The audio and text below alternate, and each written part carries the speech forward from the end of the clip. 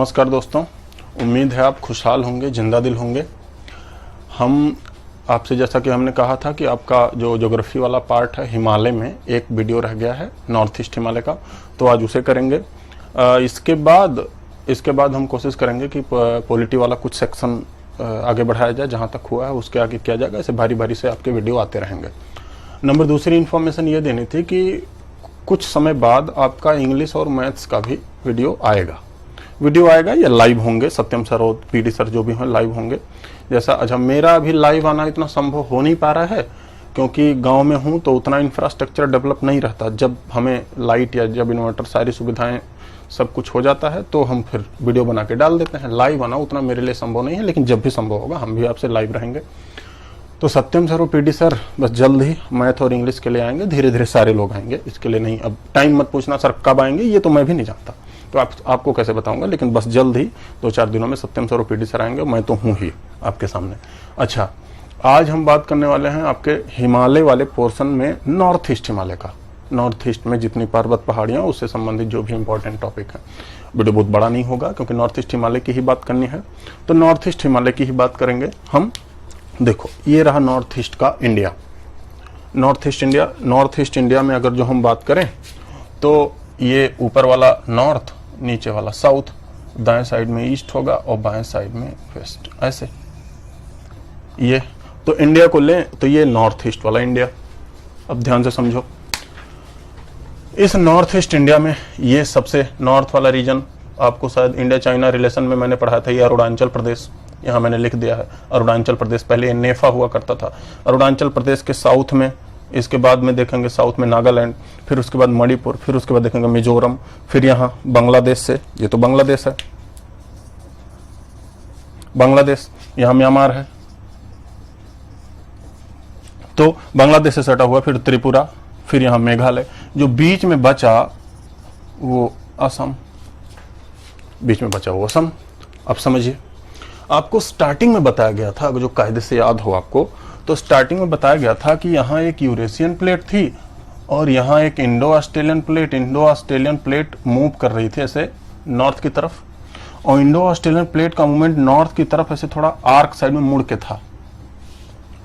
जब Indo Australian plate arc side में से मुड़ के मूव कर रही थी नॉर्थ की तरफ, तो इस इंडो ऑस्ट्रेलियन प्लेट में अगर जो ऐसे नॉर्थ ईस्ट की बात करें तो इंडो ऑस्ट्रेलियन प्लेट में नॉर्थ ईस्ट की तरफ कंप्रेशन फोर्स, ऐसे जब कोई गाड़ी, समझ लो ऐसे गाड़ी जा रही है तो नॉर्थ ईस्ट की तरफ कंप्रेशन फोर्स ज्यादा लगा। मतलब ये गाड़ी ऐसे मुड़ रही थी तो इधर ऐसे एक मोड़ सा बन गया ऐसे नॉर्थ ईस्ट की तरफ। यही जो मोड़ बना इंडो ऑस्ट्रेलियन प्लेट के नॉर्थ ईस्ट में, यही ये मोड़ है। अब यहां से पूरी बात कायदे से आपको खूब ध्यान से समझना है। देखो, तो जब Indo Australian plate Eurasian plate से टकराई तो उसकी गति अपने दाएं साइड में मुड़कर थी, तो इस वजह से हिमालय यहां ऐसे मुड़ गया। ये सारा हिमालय ऐसे मुड़ गया। इस हिमालय के मोड़ को सिंटैक्सिस मोड़ कहते हैं। मैंने यहां लिख दिया सिंटैक्सिस बैंड ऑफ हिमालय। ये हिमालय का मोड़ सिंटैक्सिस बैंड है। अच्छा, इसी सिंटैक्सिस बैंड के ऊपर हमने आपको बताया था ग्रेट हिमालय में नमचा बरवा चोटी है। आपको बताया गया था ग्रेट हिमालय नांगा माउंटेन से लेकर नामचा बरवा तिब्बत तक है। इस नामचा बरवा के पूरब में यांग्याप पास है अरुणाचल प्रदेश में, यांग्याप दर्रा। जब हिमालय बना तो ब्रह्मपुत्र नदी आई और ब्रह्मपुत्र नदी इसी नामचा बरवा चोटी से टकराकर और यांग्याप पास बनाते हुए अरुणाचल प्रदेश में मुड़ी। अब यहां से क्वेश्चन भी आए हैं, जैसे एक बार सीएपीएफ में वनडे एग्जामिनेशन में आपके पूछा गया है, ब्रह्मपुत्र नदी भारत में निम्न में से कहां के समीप से भारत में प्रवेश करती है? तो कौन सब समीप, ऑप्शन हिसाब से देखना है तो नामचा बरवा के समीप से भारत में प्रवेश करती है। दूसरा भी क्वेश्चन आ सकता है ऐसे, ब्रह्मपुत्र नदी किसके द्वारा भारत में मोड़ दी जाती है? ये भी क्वेश्चन आ चुका है, एसएससी वगैरह में आ चुका है, बीपीएससी वगैरह में भी आ चुका है, वनडे एग्जामिनेशन में जो भी हो। तो सिंटैक्सिस बैंड के द्वारा ये भारत में मोड़ दी जा रही है। फिर से, ये सिंटैक्सिस बैंड के द्वारा भारत में मोड़ी जा रही है। कौन से दर्रे से प्रवेश कर रही है भारत में, मतलब अरुणाचल प्रदेश में? तो यांग्याप पास। ये यांग्याप पास है कहाँ? ये यांग्याप पास है अरुणाचल प्रदेश में, अरुणाचल प्रदेश। तो इतनी इंफॉर्मेशन यहां हो गई। अब आगे की इंफॉर्मेशन अरुणाचल प्रदेश और ये सारे नॉर्थ ईस्ट में पर्वतों की अगर जो बात करें तो इसमें अगर पर्वतों की बात करें तो ध्यान से देखो, एक तो आपका यहाँ सिंटैक्सिस बैंड हिमालय का हो गया। हिमालय के सिंटैक्सिस बैंड के बाद यहां से अब चोटियां, पर्वत, एक मैंने लिख दिया, 2 3 4,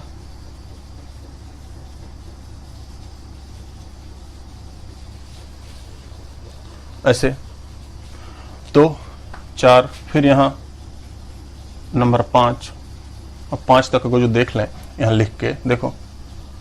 नंबर 1 पर है मिसमी, मिसमी पहाड़ी। नंबर 1 पर मिसमी रेंज, मिसमी हिल। नंबर 2 अभोर, अभोर पहाड़ी। नंबर 2 अभोर पहाड़ी। नंबर 3 मीरी, मीरी पहाड़ी। तो नंबर 1 आपको मिला मिसमी, नंबर 2 मिला अभोर, नंबर 3 मिला मीरी, नंबर 4 मिलेगा आपको डफला। आपको एटलस में देखना है डफला पहाड़ी।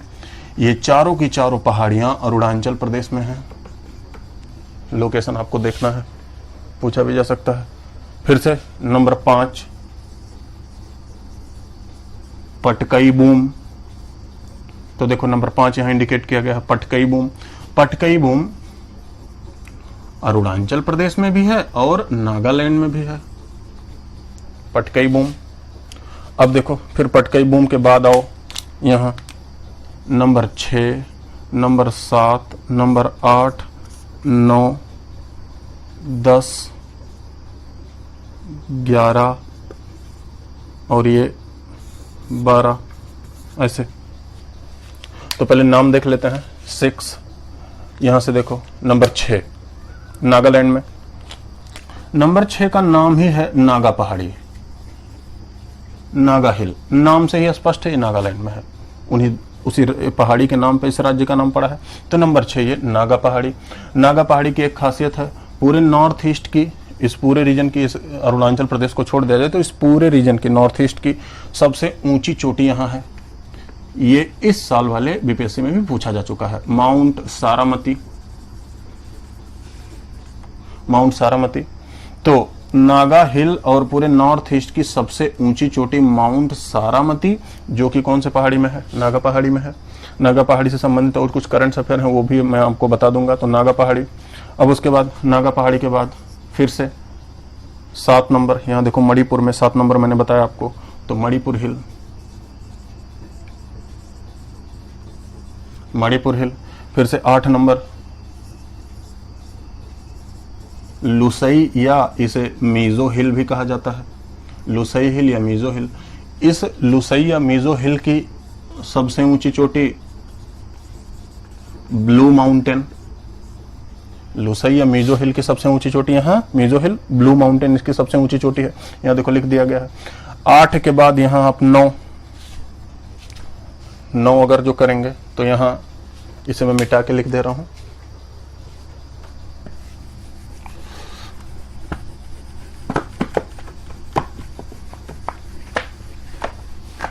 देखो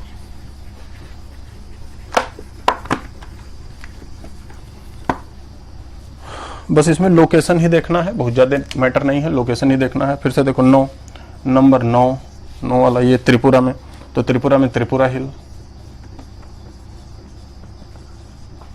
10 देखो असम में मिकिर, मिकिर पहाड़ी। 11 रेंगमा, रेंगमा हिल।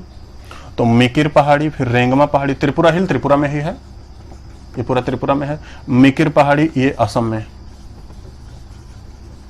रेंगमा पहाड़ी असम और नागालैंड में। नंबर 12 ये नंबर 12 मिकिर, रेंगमा और बैराइल,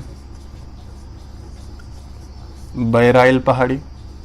बैराइल पहाड़ी ये असम में भी है, नागालैंड में भी है, सॉरी असम में है, मिजोरम में भी है और नागालैंड में भी है। तो ये बैरल।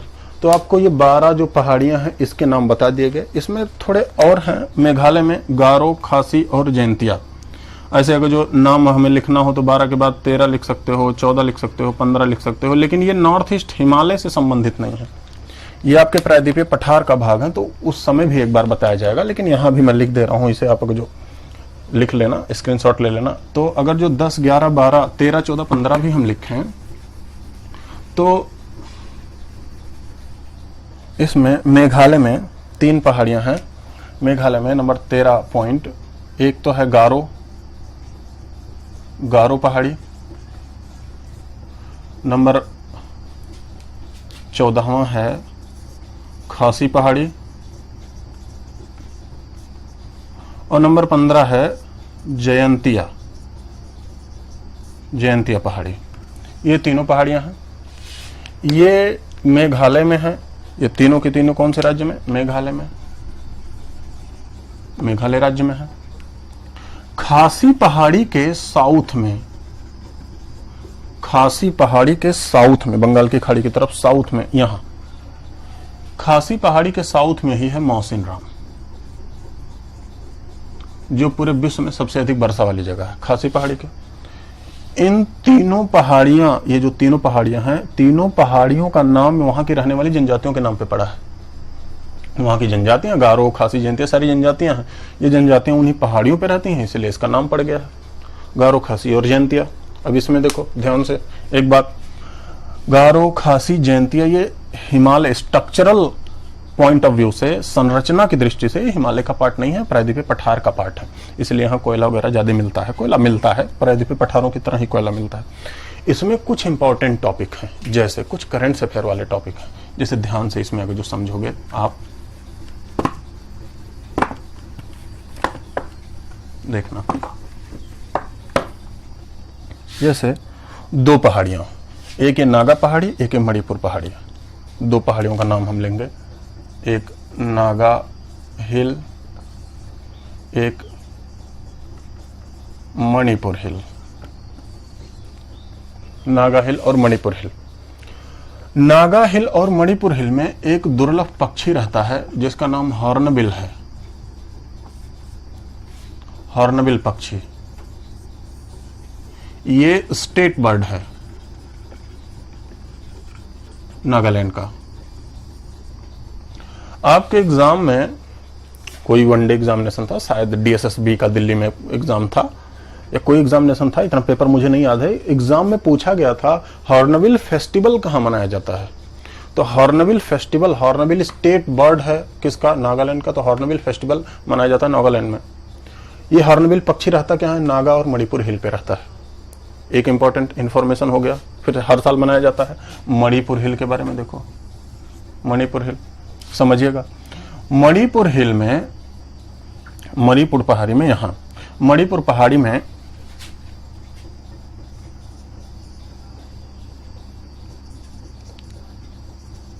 एक झील है, उसका नाम लोकटक झील। अच्छा, ये इस समय क्यों बताया जा रहा है? पहली बात, भारत में इस समय कुल मिला जुलाकर 37 आर्द्र भूमि है, वेटलैंड है। वेटलैंड का मतलब सरकार के द्वारा घोषित ऐसी भूमि जहां हमेशा नमी बरकरार रहती हो। इस आर्द्र भूमि को रामसर साइट भी कहा जाता है, क्योंकि 1972 में पहली बार ईरान के रामसर में ऐसी घोषणा पहली बार हुई थी, इसलिए पूरी दुनिया में वेटलैंड्स को रामसर साइट भी कहा जाता है। तो भारत में कुल मिला जुलाकर 37 रामसर साइट हैं। इस साल 2020 के फरवरी तक 27 थी, उसके कुछ समय बाद 10 और घोषित किया गया भारत में। तो 37 वेटलैंड है। 37 वेटलैंड में से लोकटक झील एक वेटलैंड है, पहला इंपॉर्टेंट बात। नंबर दूसरी बात, ये कहां है? मणिपुर हिल में है। 2 बातें हो गई। मणिपुर हिल मतलब नॉर्थ ईस्ट हिमालय की बात हो रही है। अगली बात यहां समझना। अब मैं लोकटक झील के बारे में थोड़ा सा आपसे चर्चा करना चाह रहा हूं। तो लोकटक झील के बारे में देख लो।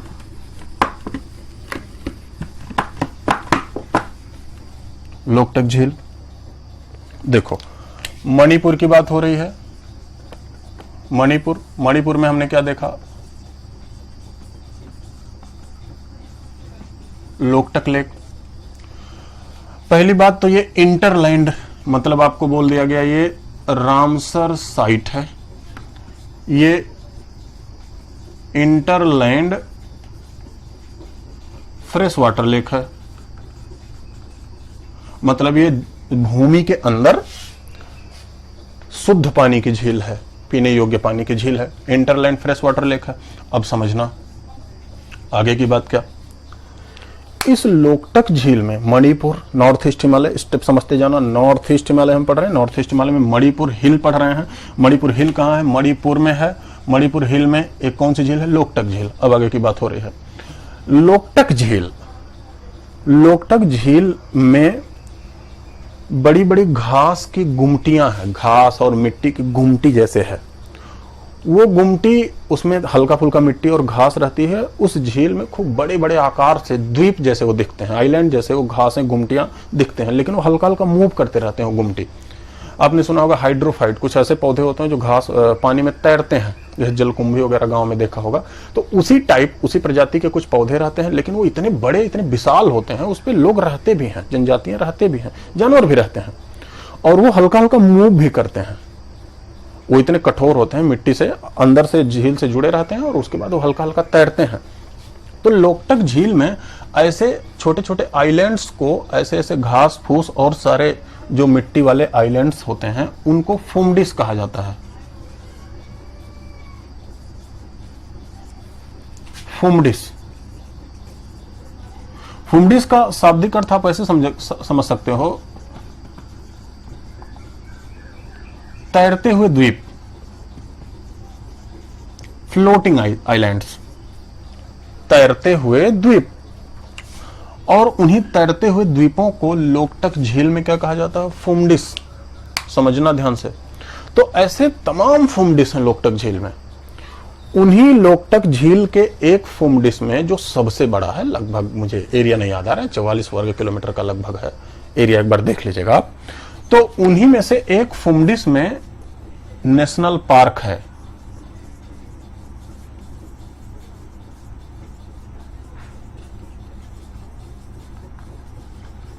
उस नेशनल पार्क का नाम केबुल लामजो नेशनल पार्क है।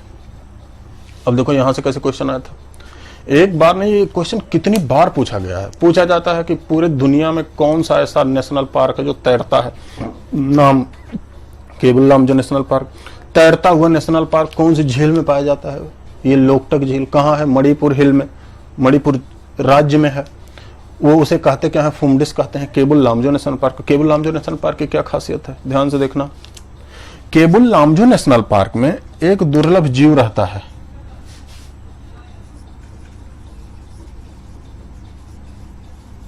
संघई हिरन। अब यहां से भी संघई हिरन जो दुर्लभ जीव है, रेड डाटा बुक में एंट्री इसकी है, IUCN की रेड लिस्ट में है, कहीं और नहीं मिलता। 1972 वगैरह में सिर्फ 14 थे, अब 153-54 के आसपास से संघई हिरन है। तो पहला तो यही सवाल, संघई फेस्टिवल कहां मनाया जाता है? तो आपको पता होना चाहिए, संघई फेस्टिवल मणिपुर में मनाया जाता है। क्यों? क्योंकि ये स्टेट एनिमल है मणिपुर का। दूसरा, इसी संघई हिरन को डांसिंग डियर भी कहा जाता है, नाचने वाला भी हिरन। मिलता कहां है? केबुल लामजो नेशनल पार्क में। है कहां? लोकटक झील में। ये Keibul Lamjao national park floating islands पर है, मतलब तैरते हुए द्वीपों पर है। उन्हें कहा क्या जाता है? फुमडिस। इतनी बेसिक बातें आपको बता दी गई। अब समझना, अब ये सारी बातें मैं इरेज कर रहा हूं, इसके कुछ बेसिक पॉइंट्स और बता दिए जाए, उसके बाद आज यहीं तक था। देखो, नॉर्थ ईस्ट हिमालय,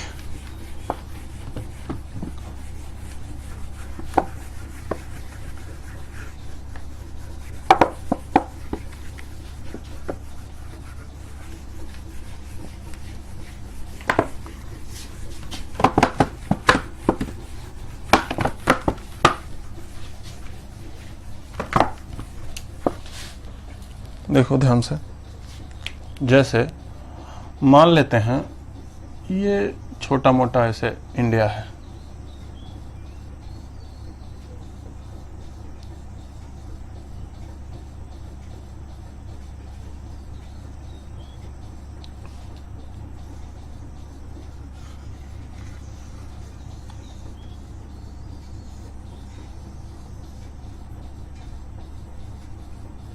ऐसे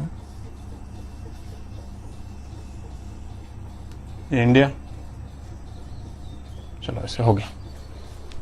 ये इंडिया, आपको बताया गया कि यहां पूरा हिमालय, तो ये हमने मान लिया हिमालय, ये हिमालय, ये हो गया हिमालय। अच्छा, आपको पता है कि हिमालय में ये इंडो ऑस्ट्रियन प्लेट की मूवमेंट ऐसी हुई तो हिमालय यहां ऐसे मुड़ गया, ये हिमालय ऐसे मुड़ा, इसी को आपको बोला गया कि ये क्या है, सिंटैक्सिस बैंड है, सिंटैक्सिस बैंड है हिमालय का। फिर से कंटिन्यू करना, यहां बांग्लादेश और उसके बाद यहां ऐसे करके म्यांमार है। हिमालय जब यहां मुड़ा तो समझना ये हिमालय से सिंटैक्सिस बैंड मुड़ के ये पूरा म्यांमार तक आया। याद करना, बिहार एसआई में क्वेश्चन पूछा जा चुका है, अभी जो पिछला वाला एसआई पेपर हुआ था। ये सिंटैक्सिस बैंड हिमालय ऐसे मुड़कर यहां, ये भी सारा हिमालय है लेकिन ये जो श्रेणी थी ये मुड़कर यहां सिंटैक्सिस बैंड यहां म्यांमार तक आया। इस म्यांमार वाले जो हिमालय है इसे अराकान योमा पर्वत कहते हैं, अराकान योमा। फिर से देखो, यहीं बगल में एक और पर्वत है,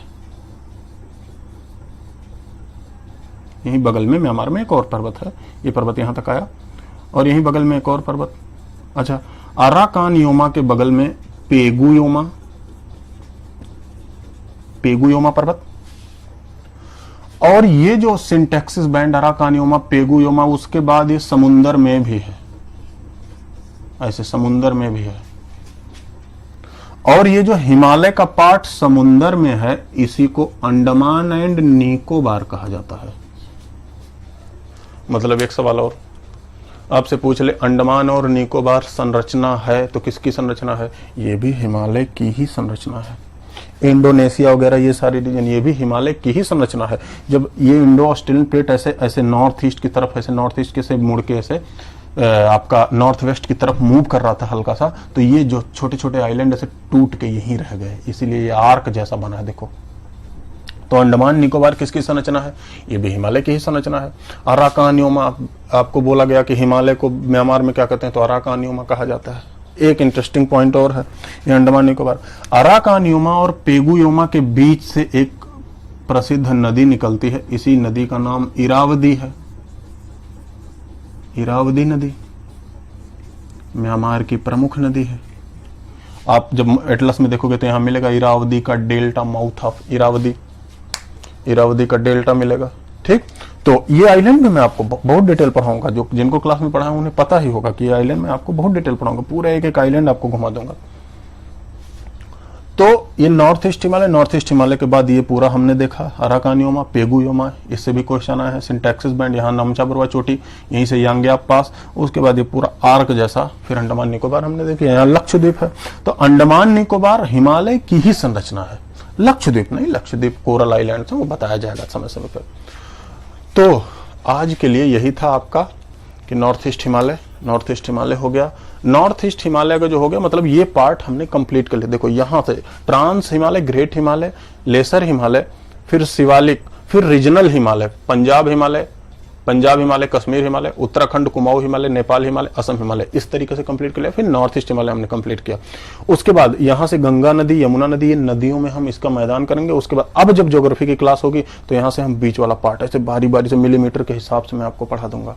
दूसरा फिर इसमें ध्यान देना है, अब वीडियो जो आएगा वो पॉलिटी का कुछ वीडियो आएगा, पॉलिटी का वीडियो करेंगे, 2 एक वीडियो पॉलिटी का डालेंगे। फिर पीडी सर भी, सत्यम सर भी आपका वीडियो जो भी क्वेरीज होंगी मैथ और इंग्लिश की करेंगे।